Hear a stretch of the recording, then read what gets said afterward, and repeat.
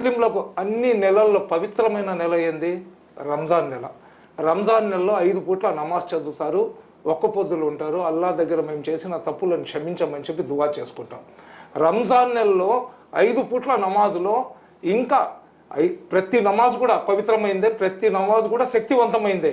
అయినా కానీ రంజాన్ నెలలో ఏంటంటే ఖురాన్ మొత్తం చదువుతారు. దాన్ని తరాబీ నమాజ్ అంటారు. తరాబీ నమాజు ఒక్కొక్క మసీద్లో 2 సార్లు 3 సార్లు కూడా చదివిస్తారు. జనాలు ఎక్కువ అయిపోతే 8:30 నుంచి 9:30 దాకా, తర్వాత 10 గంటల నుంచి 10:30 దాకా, మళ్ళీ 10:30 నుంచి 11:30 దాకా తరాబీ నమాజులు చదివిస్తున్నారు కదా. అంత పవిత్రమైన నెలలో తరాబీ నమాజే 3 సార్లు 2 సార్లు 3 సార్లు మీరు విడతల వారిగా చదివించినప్పుడు ఈద్ నమాజ్ కూడా మీరు ఇతరులకు ఇబ్బంది కలగకుండా చేయండి. ఇప్పుడు ఏంటంటే సామరస్యంగా సర్దుకొని వెళ్ళిపోతే ఏం లేదండి. అతను ఏంటంటే ముస్లింలను టార్గెట్ చేసి ముస్లింలను అతను వేధించాలా, ముస్లింలను ఏడిపించాలా, ముస్లింలను కాళ్ళ కింద తొక్కేయాలనే ఆలోచనలు చేస్తున్నాడు అతను హిందూ ధర్మం మీద ప్రేమ, లేకపోతే ఇస్లాం ధర్మం మీద ప్రేమ, ఇంకొక ధర్మం మీద ప్రేమ కాదు అతని మనసులో ముస్లింల మీద విన్న విషాన్ని కక్కే ప్రయత్నం అతను చేస్తున్నాడు. అటువంటి అవకాశం కూడా మా ముస్లింలు అతనికి ఎందుకు ఇవ్వాలా? ఇప్పుడు భారతదేశంలో అందరికీ సమన్వయం అన్నారు. భారత రాజ్యాంగము భారతదేశంలో ఉన్న ప్రతి ఒక్కరికి సర్వ హక్కులు ఇచ్చింది.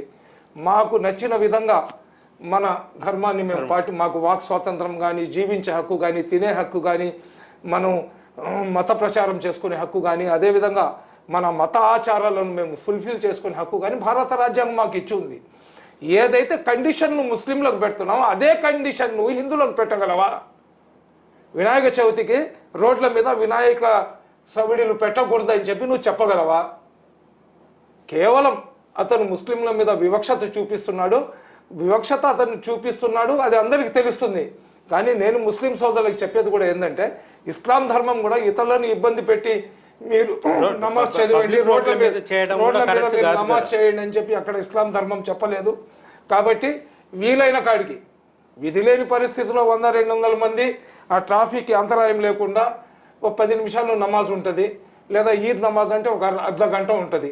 ఆ అర్ధ గంట కూడా ఎవరు ఇబ్బంది పడకుండా విడతల వారిగా కానీ చేసుకుంటే ఇప్పుడు రోడ్ల మీద చేయాల్సిన అవసరం ఏముంది? ఇప్పుడు పెద్ద ఎత్తున వక్బోర్డ్ స్థలాలు ఉండే, అదేవిధంగా ఊరవతల ఖాళీ ల్యాండ్స్ ఉంటాయి. 1 గంట 2 గంటలు చేయడానికి ఎవరు వద్దన్నారు కదా.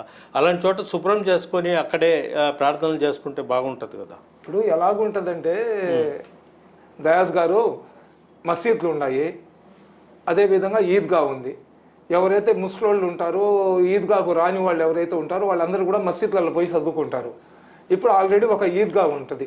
ఇప్పుడు మేము పోయేసి ఆ ఖాళీ స్థలంలో క్లీన్ చేసుకొని మేము ఈద్ నమాజ్ చేసుకుంటామంటే ముస్లింలు ఆ స్థలాన్ని ఆక్రమించడానికి వచ్చారు, ఒక్కసారి కానీ మేము పర్మిషన్ ఇస్తే ఇంకా జీవితాంతం మా స్థలం మాదని కూర్చుంటారని చెప్పి మళ్ళీ దాని మీద కూడా అలిగేషన్ తీసుకుని వస్తారు.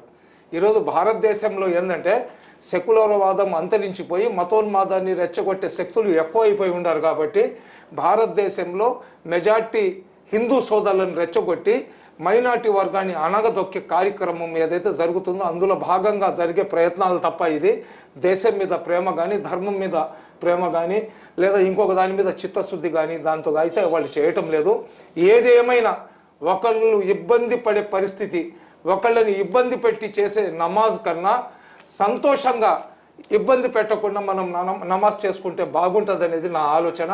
అదేవిధంగా ఏ కండిషన్స్ అయితే ఏవి ఆదిత్యనాథ్ ముస్లింల మీద పెట్టినాడో అదే కండిషన్లు అతను మెజార్టీ హిందువుల మీద పెట్టగలడా? ఆయన కూడా ఒక మాట చెప్పాడు, నేను